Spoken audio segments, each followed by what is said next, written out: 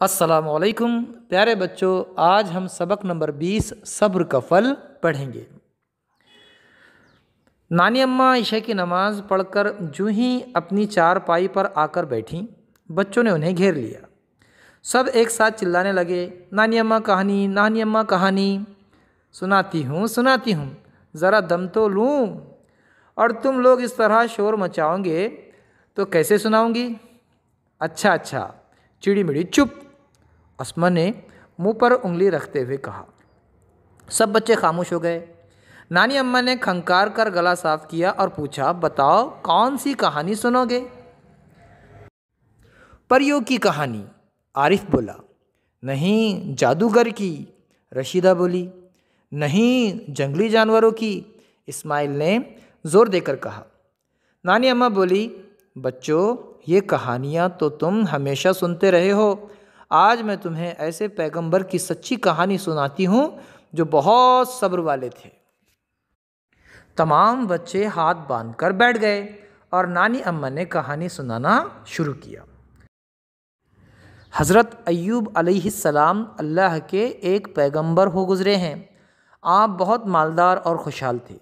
آپ کی کئی اولادیں تھیں، دنیا کی ساری نعمتیں آپ کو حاصل تھیں، مگر آپ خدا کی یاد سے کبھی غافل نہیں رہتے۔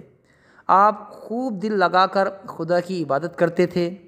حضرت ایوب علیہ السلام کی خاص خوبی یہ تھی کہ آپ اچھے دنوں میں خدا کا شکر ادا کرتے اور مشکل وقت میں صبر سے کام لیتے، کبھی کسی بات کی شکایت نہ کرتے۔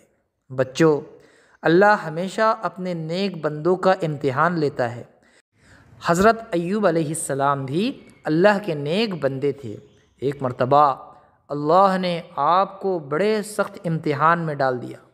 اچانک مصیبت کی ایسی آندھی چلی کہ آپ کے ہرے بھرے کھیت اجڑ گئے، کھلیان اناج سے خالی ہو گئے، سارے مویشی مر گئے، بچے بیمار پڑ گئے، بیمار بھی ایسے کہ ایک ایک کر کے سب گزر گئے، مال و دولت ختم ہو گئی۔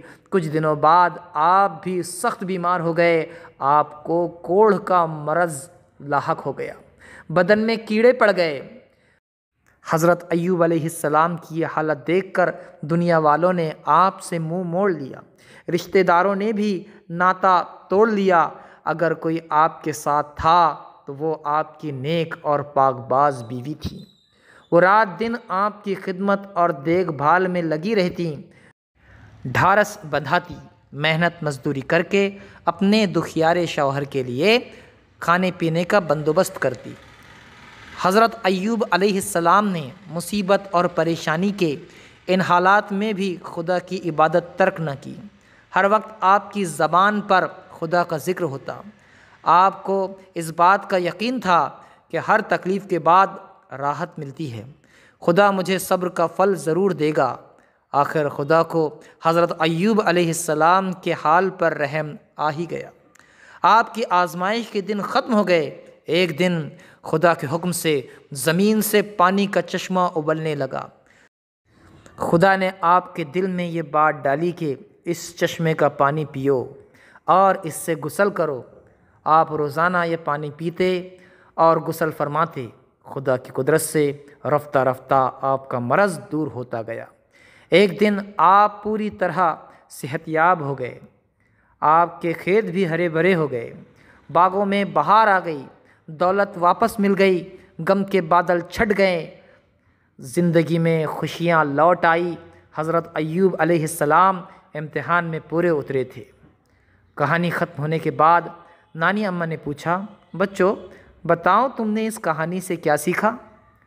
اسما جو عمر میں سب سے بڑی اور سیانی تھی بولی، نانی اماں ہم نے سیکھا کہ صبر کا پھل میٹھا ہوتا ہے۔